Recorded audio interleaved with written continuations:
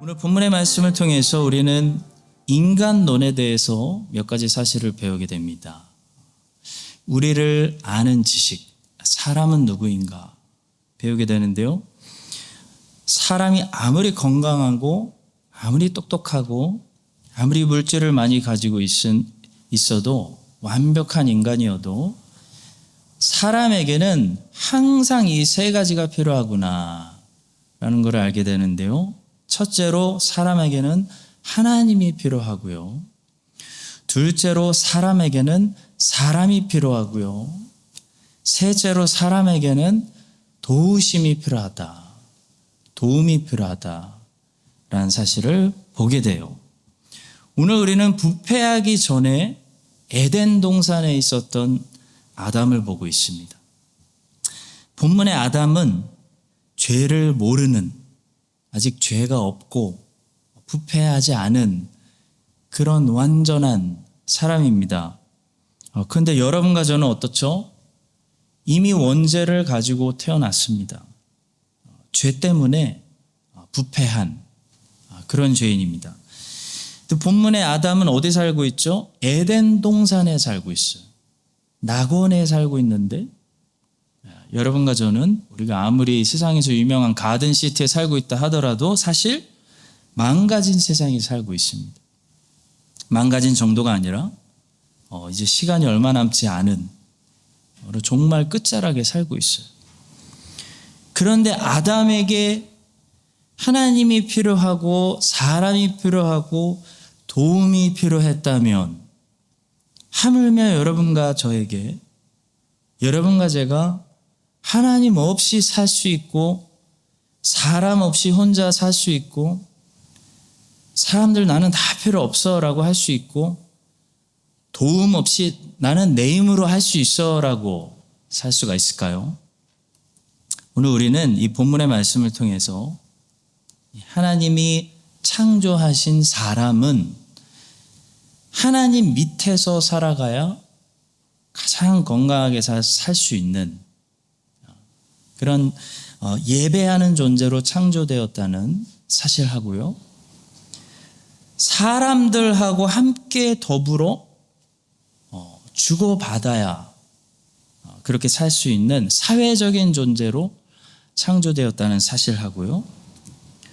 또 외부에서 항상 도움의 은혜를 그때그때 받아야 살 수 있는 자존성이 없는 존재로 창조되었다라는 사실을 보게 됩니다. 자, 먼저 첫 번째로 사람은 하나님이 필요해요.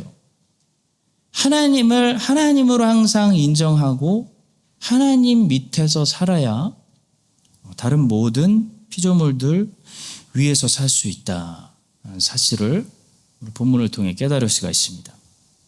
다시 말하면 하나님을 경배하고 하나님을 예배할 때 인간은 다른 모든 일들을 잘 관리하고 할 수 있다. 그런 존재로 창조되었다는 거예요. 좀 더 쉽게 말하면 인간은 왕이신 그 하나님의 종이 될 때 비로소 모든 피조물들을 잘 관리하고 통치하고 하나님의 뜻대로 쓰기도 하고 누리기도 하는 하나님의 뜻대로 다스릴 수 있는 이 만물의 왕이 된다는 사실입니다. 오늘 본문에 보시면 아담이 뭘 하고 있죠? 오늘 본문 짧게 읽었으니까 아담이 딱 한 가지 행동을 하고 있어요.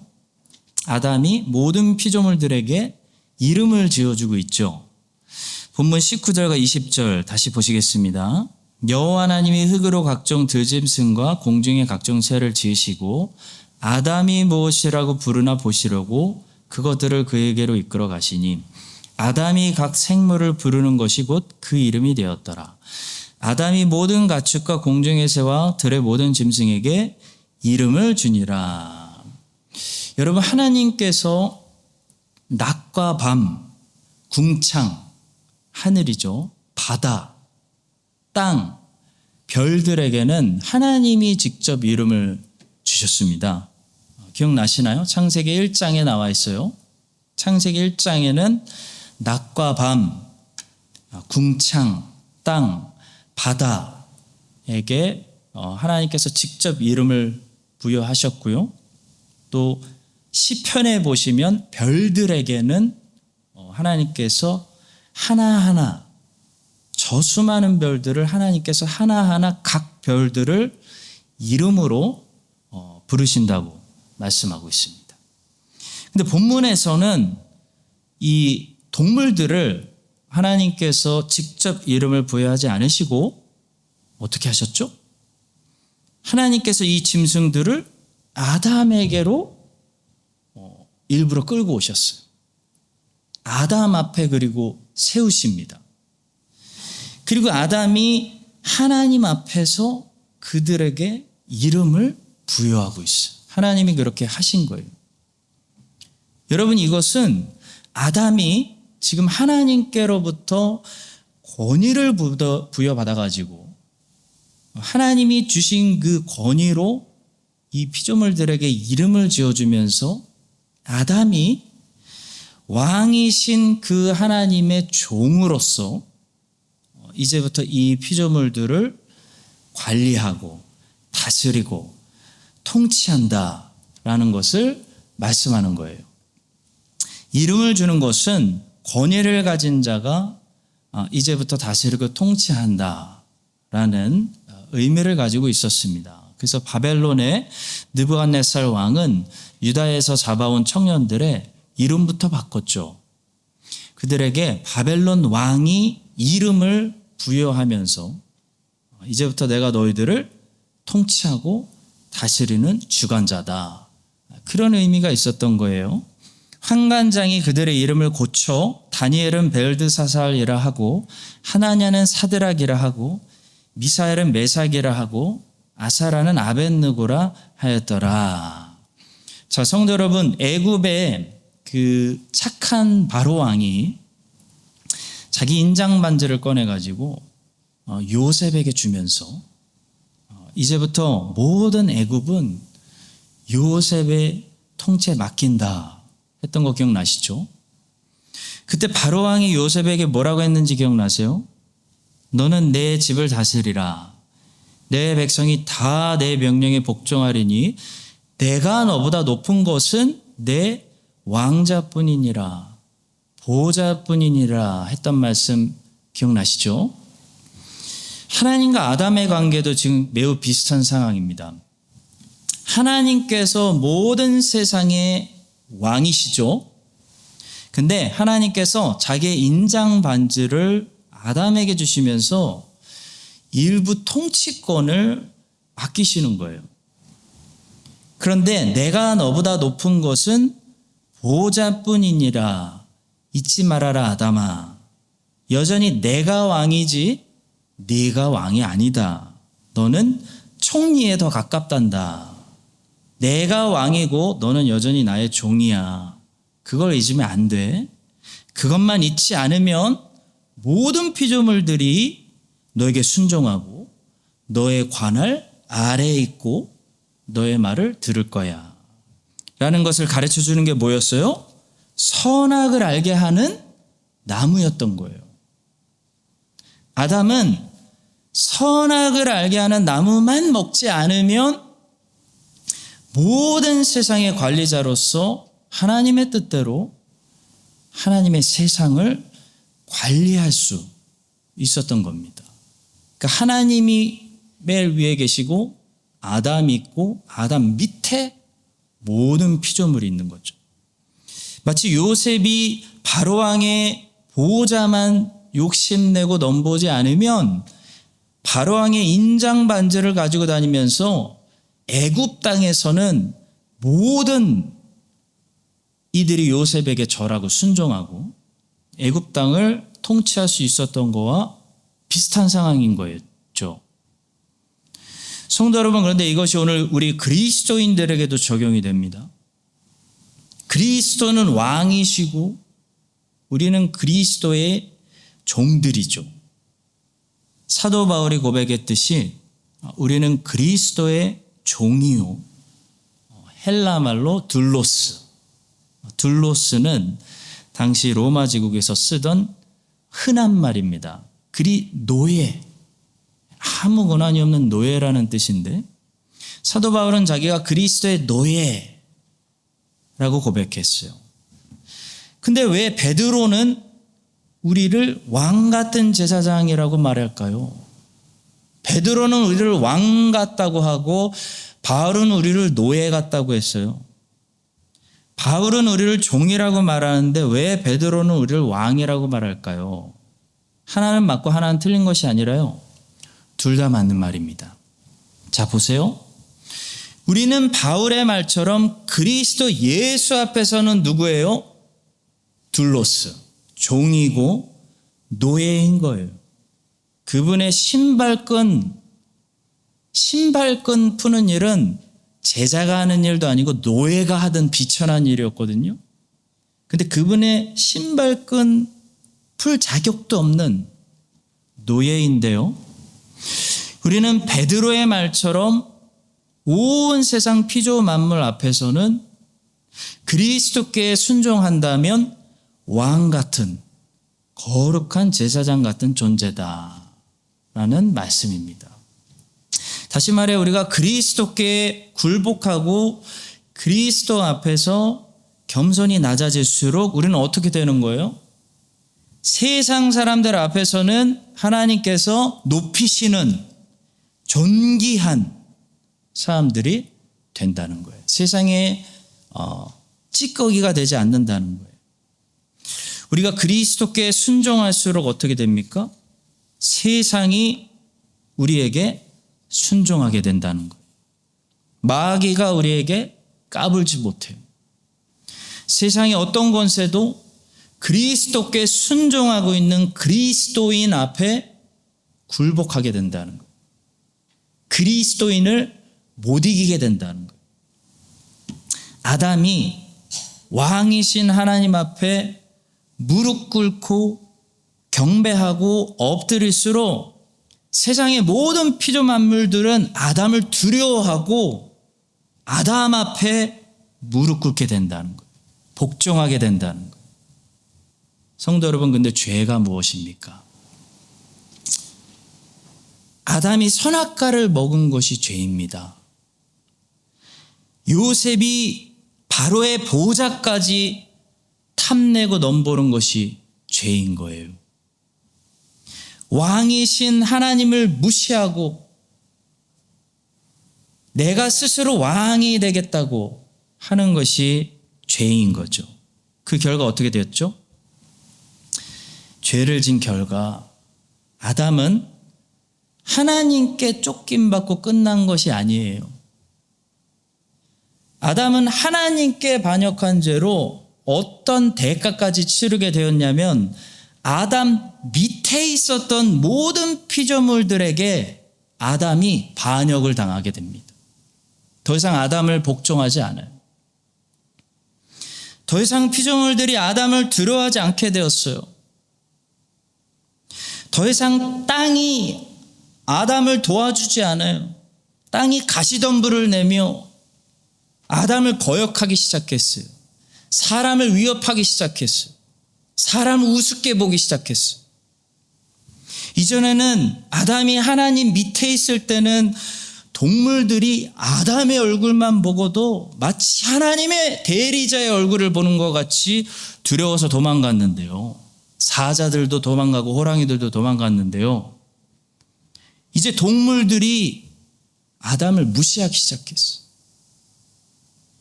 오히려 아담의 후손들이 사자 같은 동물 보고 무서워서 도망치기 시작했어요.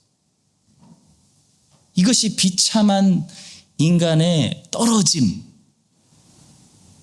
죄의 결과죠. 여러분, 왕이신 하나님을 거역하면 반드시 우리는 하나님에게로부터만 무시당하는 게 아닙니다.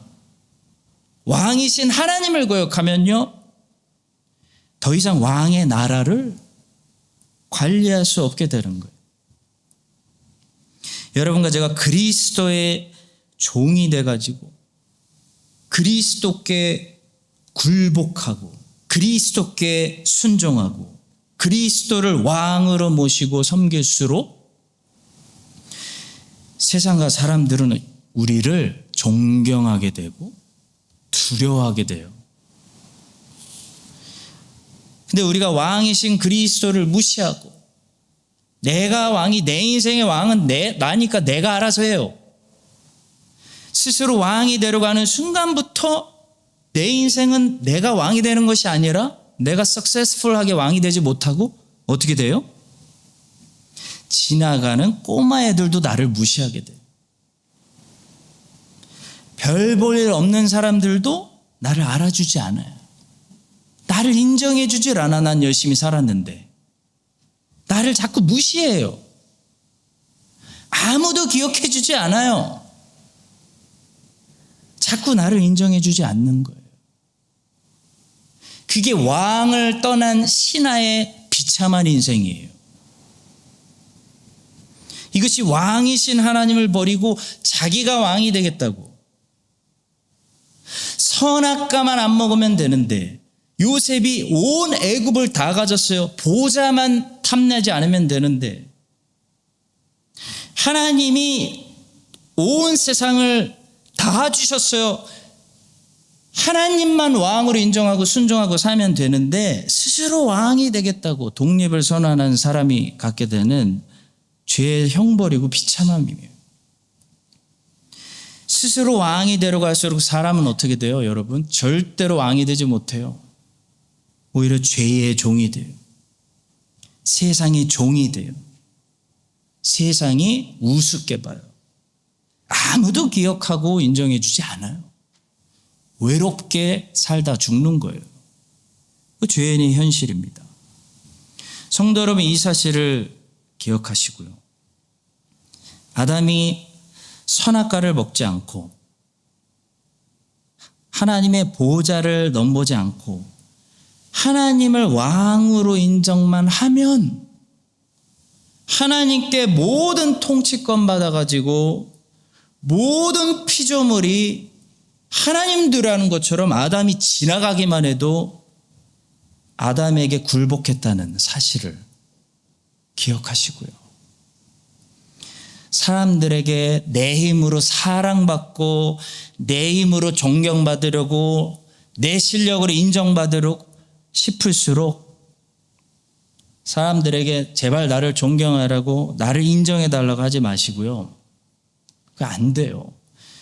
여러분의 왕이신 예수 그리스도의 철저한 종이 되시고 철저한 노예가 되시고 그분을 한번 높여보시고 그분의 뜻대로 인생을 다 살아보시고 어떻게 되는지 보세요. 여러분의 이름을 하나님이 어떻게 해주시는지 한번 보세요.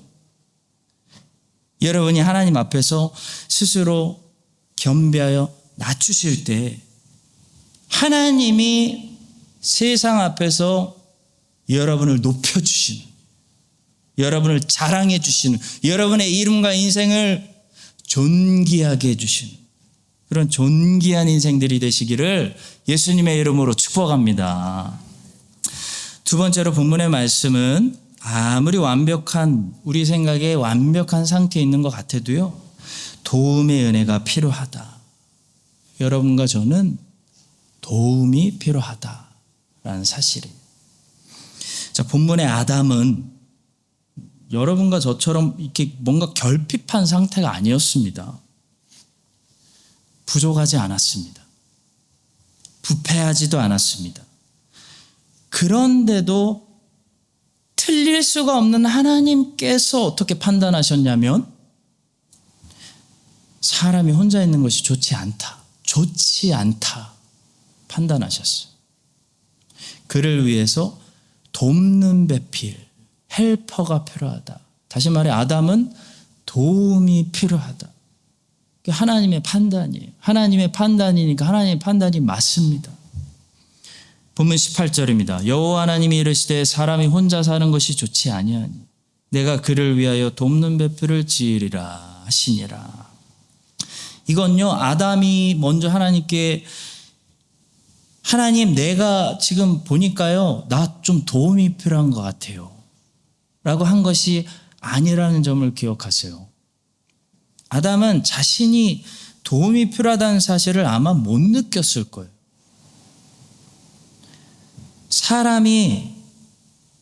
사람에게 도움이 필요하다는 것을 판단하시는 분은 하나님이십니다. 하나님이 아세요. 넌 도움이 필요하단다. 완벽한 아담도 도움이 필요하다고 하나님께서 판단하셨다면 하물며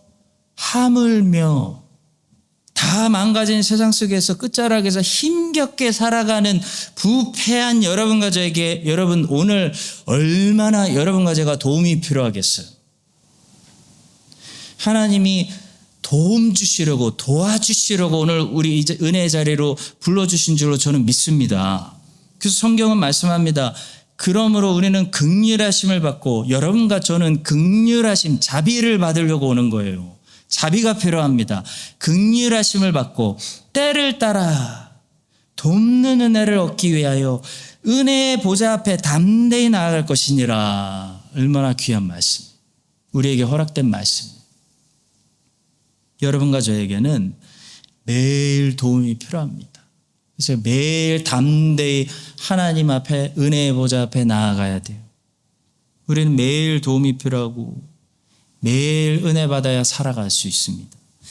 사람이 하나님께 도움받지 않고 그 짧은 안목으로 당장 내일 모레 무슨 일이 일어날지도 모르면서 그 짧은 안목으로 스스로 판단하고 한 치 앞도 보지 못하면서 스스로 계획하고,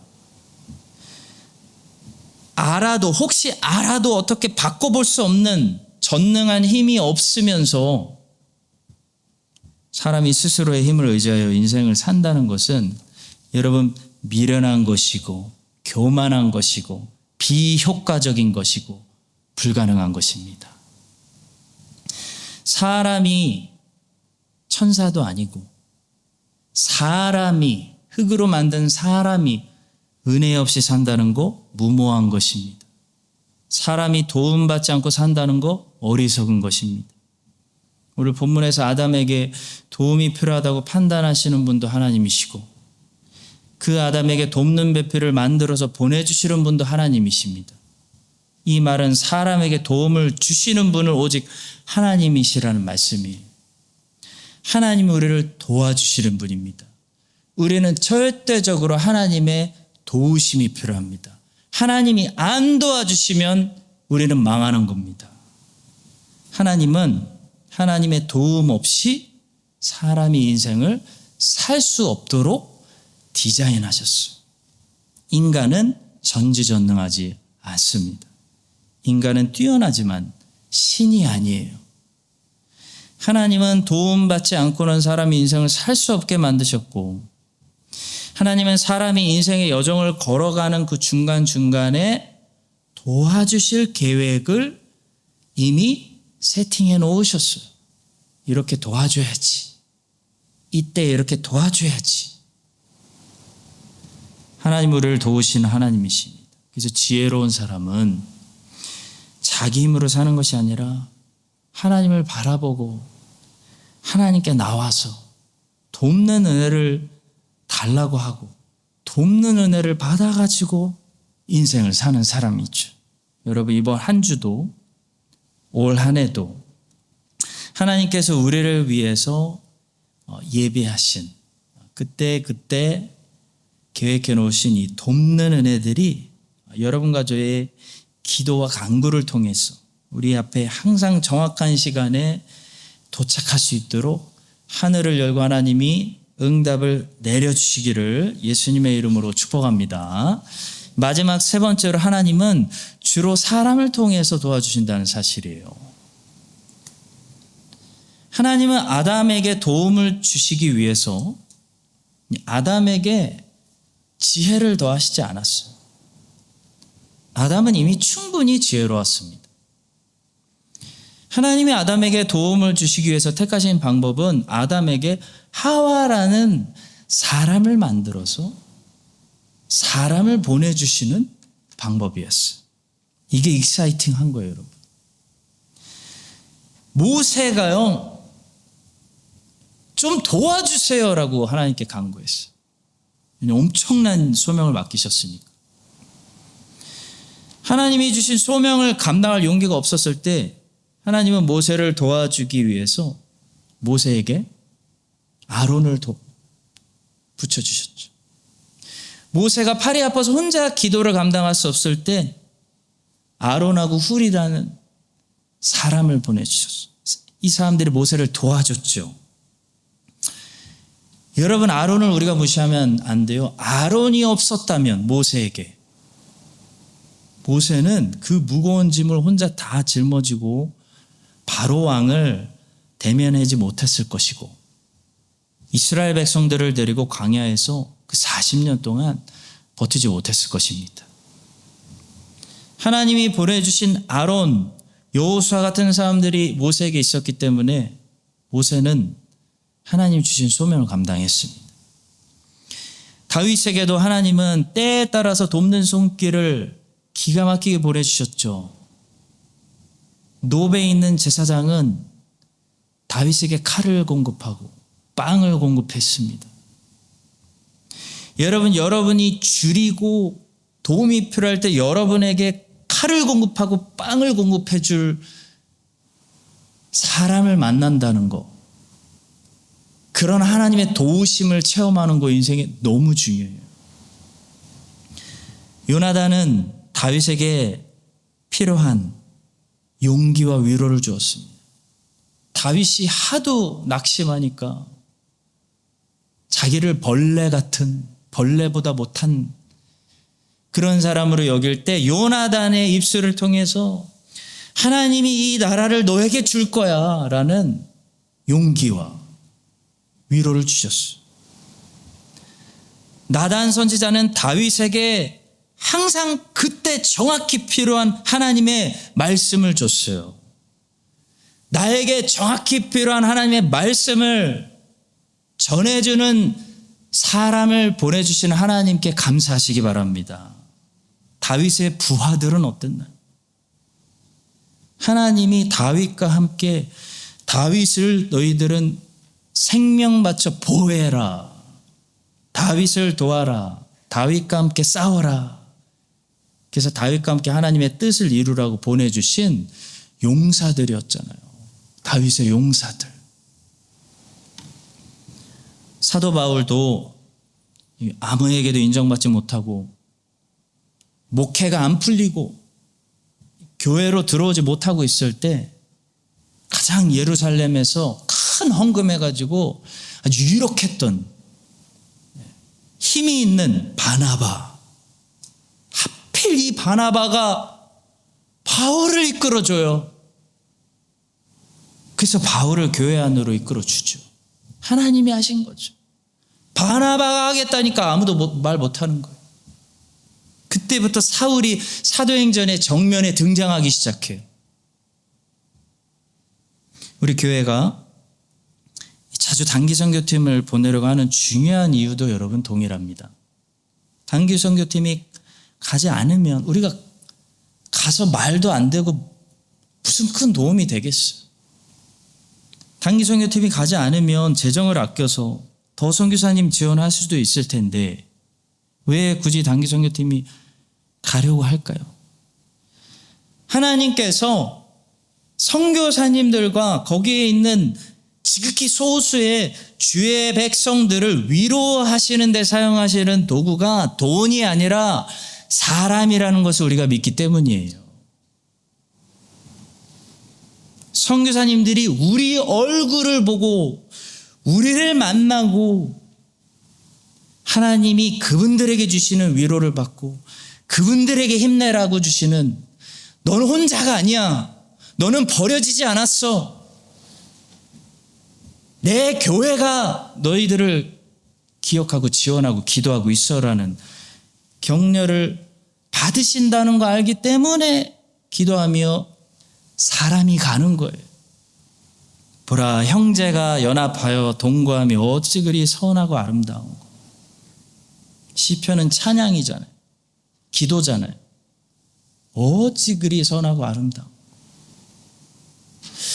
뉴질랜드에 있는 형제들이 인도네시아에 있는 형제들하고 주의 백성들하고 말도 잘 안 통하는데 만나고 같이 동거하고 연합하는 게 어찌 그리 선하고 아름다운 거. 우리 귀에는 들리지 않겠지만 하나님 이 찬양이 울려 퍼지는 거죠. 그 땅에. 성도 여러분, 하나님은 우리를 도와주시는데요.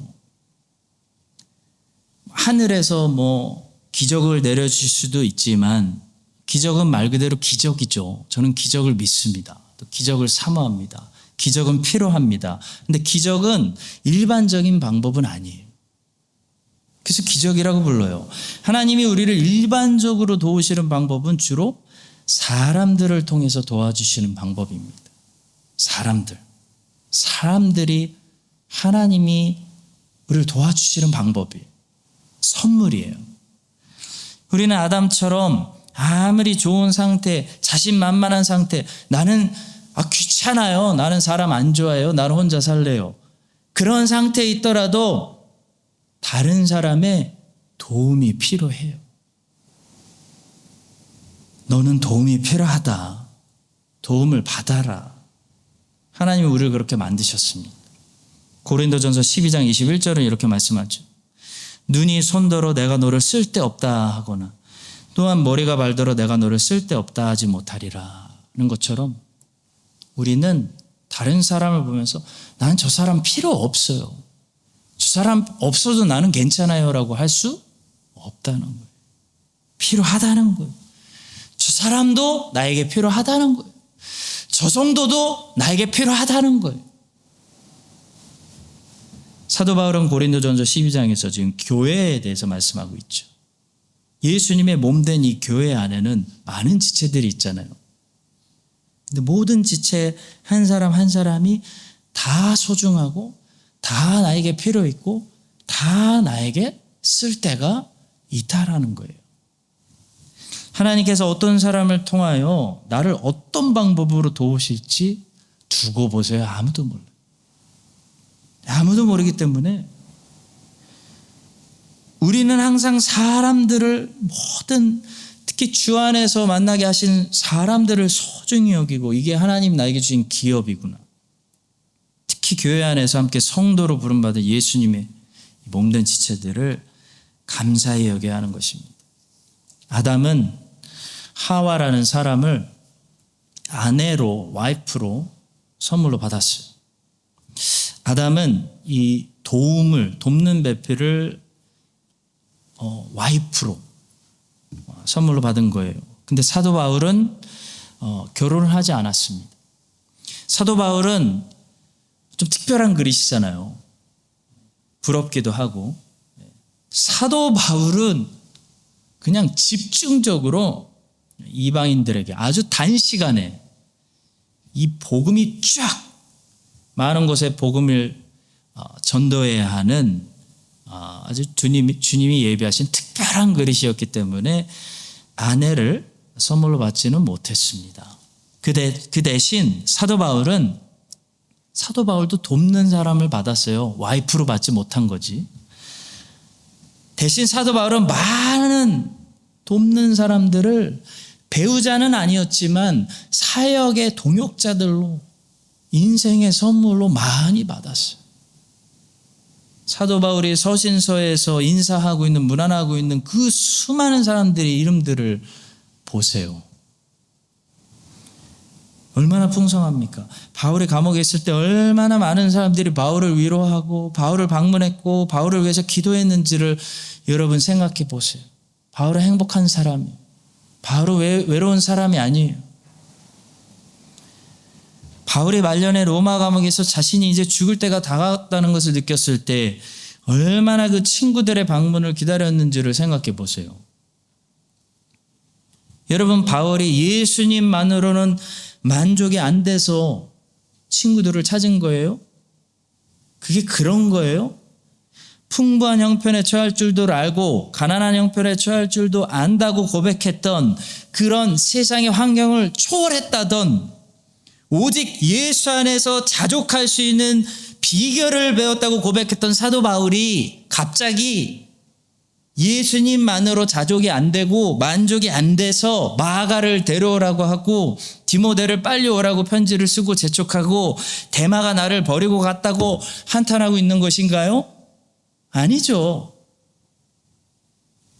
예수님 한 분만으로 모든 만족을 찾고 모든 위로를 받고 자족이 된다는 비결을 배운 가장 모범적인 그리스도인에게도 성도의 교제가 얼마나 중요한지, 성도의 교제가 얼마나 필수적인지, 사람들의 도움이 얼마나 절실한지 사도 바울의 모습이 우리에게 보여주고 있는 거죠. 이런 모습은 믿음이 부족한 모습이 아니에요. 오히려 지극히 정상적이고 가장 건강한 그리스도인의 모습이라고 할 수 있습니다. 하나님이 인간을 그렇게 만드셨기 때문에. 아담이 하나님과 당시 죄짓기 전에 완전한 교제 상태를 누리고 있었거든요. 아담 하와 필요 없었어요. 하나님과 완전한 상태 교제를 누리고 있었는데도 불구하고 하나님이 직접 말씀하시고 판단하신 거예요. 사람이 혼자 지내는 것이 좋지 않다. 그래서 하나님의 판단이었어요. 사람을 소셜한 존재로 만드신 거예요. 마찬가지로 성도 여러분, 여러분과 저는 하나님이 절대적으로 필요한 만큼 하나님의 사람들이 필요한 존재입니다. 그래서 신앙생활이라는 것은 혼자 하는 것이 아닙니다. 십계명은 하나님을 향한 계명만으로 되어 있지 않습니다. 십계명은 하나님을 향한 계명과 이웃들을 향한 계명으로 되어 있죠. 완전한 계명이죠. 바른 인간이 되려면 하나님과의 관계와 이웃들과의 관계가 모두 평화로워야 하는 것입니다. 항상 기도원에서 기도한다고 하는 사람이, 항상 신학교에서 말씀을 연구한다고 하는 신학자가 사람들과의 관계가 바로 서 있지 않다면 그것은 거짓되게 하나님을 만나고 있는 거죠. 하나님을 못 만나고 있는 거죠. 하나님과의 관계가 바로 서 있는 사람은 사람들과의 관계가 갈수록 아름다운 열매를 맺을 수밖에 없습니다. 하나님은 하나님을 예배하는 예배자로 만드신과 동시에 사람들과 서로 잘 어울리며 상호 간에 서로 도움을 주는, 유익을 나누는 사회적인 존재로 만드셨습니다. 그래서 건강하고 바른 신앙생활이라는 것은 항상 하나님과의 영적인 관계와 더불어서 사람들과의 사회적인 관계의 건강한 균형이라고 할 수 있습니다. 건강하게 성장하는 교회는 예배만 부흥되는 것이 아니라 예배와 성도의 교제가 같이 부흥해야 됩니다. 하나님과의 영적인 관계가 회복되고 풀리는 교회는 성도들과 성도들의 관계가 회복되고 풀리는 교회로 성장해야 됩니다. 여러분과 제가 이 사실을 오늘 기억하고요. 하나님께서 여러분과 저를 깊이 만나주시는 만큼 많은 사람들을 통해서 우리를 도와주시는 풍성한 인생이 되고 우리를 선하게 거꾸로 사용하여 주셔서 많은 사람들을 우리를 통하여 위로하는 그런 인생으로 사용하여 주시기를 예수님의 이름으로 간절히 축복합니다.